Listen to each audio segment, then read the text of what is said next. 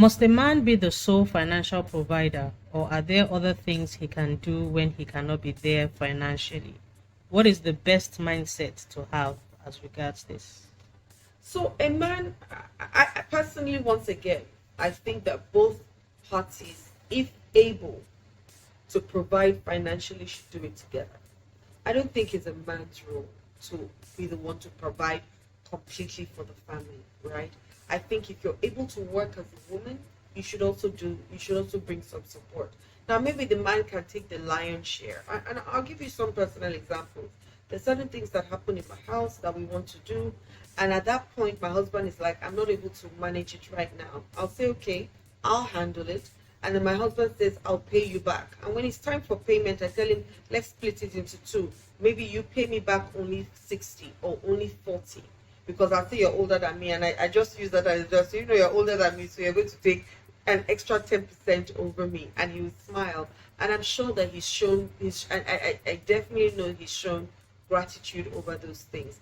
I think it's too much pressure for the man to bring everything home, and then we still expect him to be so many other things in the home, right?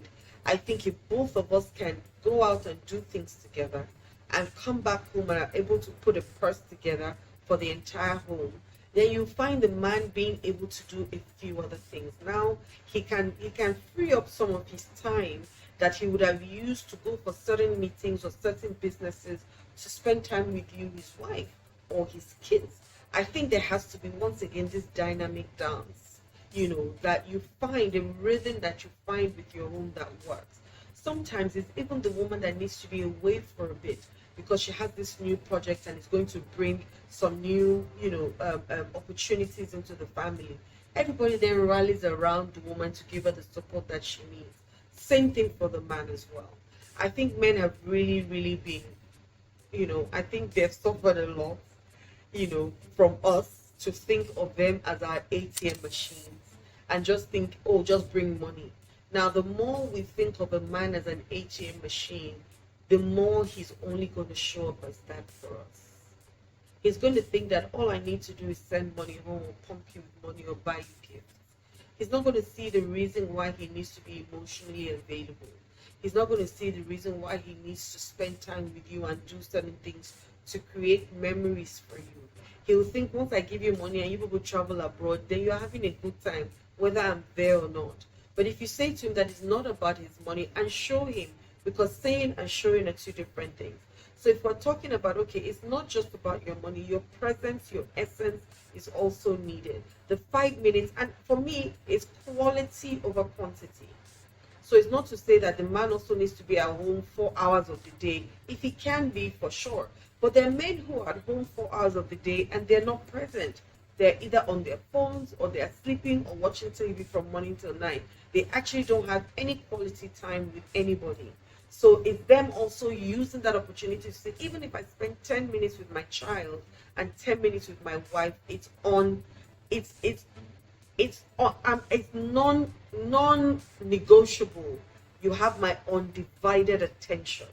It's just me and you having this conversation. So at least the children even know that, okay, my dad spends 10 minutes with me, but that 10 minutes is solid, and they have memory of that 10 minutes every day, right? So I'm not saying quantity, I'm saying quality also, right? So if we stop seeing men as our ATM machines, as the ones that, we should always bring money for us, and treat them like human beings and treat them like we need them also in our lives, then they start to show up as it less and less, right? And then women also bring the support. You're not consistently nagging him or shouting at him or insulting him and all those things. And then now when you say to him, see, your mates are doing XYZ, what about you? He then goes to go and want to do more, right? To try and prove to you, because now his life is tied to proving to you, his wife, that he's also capable like the other person. You're never going to stay in my home, right? Never.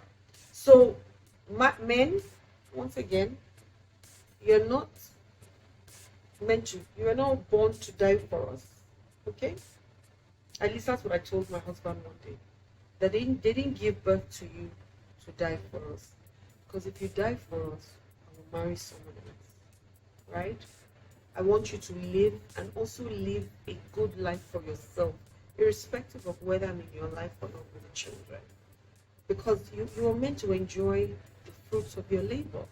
You can't at the end of the day then now not be able to enjoy because you are now consistently ill based on the pressure that you've put on yourself.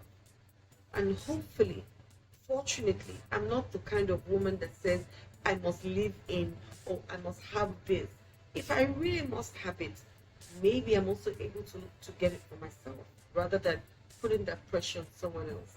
So women, I think we need to back down a little bit and stop seeing the man as the ATM machine and start to see the man as a human being who also has needs and desires. My name is Adiola Kingsley James, and I've done a beautiful series on relationships and, we've talked single motherhood, we've talked different things in relationships, we've talked love and compassion. You need to listen to this series, and send us questions if you want more answers, yeah? I would love for you to subscribe, please, so that you can get the videos easily and every week. And please also click the notification bell as well, so that you get them as they drop, okay? Have a wonderful day, and I hope this series really does help you. Once again, my name is Adiola. Love and light.